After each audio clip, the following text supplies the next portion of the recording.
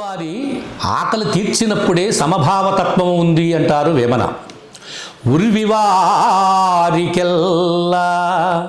ఉర్వివారికెల్లా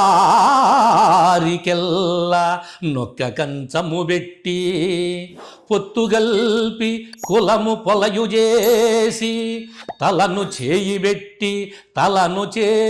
పెట్టి తగనమ్మ జపరో విశ్వదాభిరామ వినురవేమా.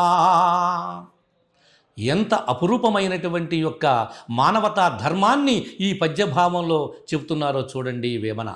ఉర్వివారికెల్లా నొక్క కంచము పెట్టి పొత్తుగల్పి కులము పొలయు చేసి తలను చేయి పెట్టి తగనమ్మ చెప్పరో అని వేమన సమాజానికి ఒక అపురూపమైన భావాన్ని చెప్పారు.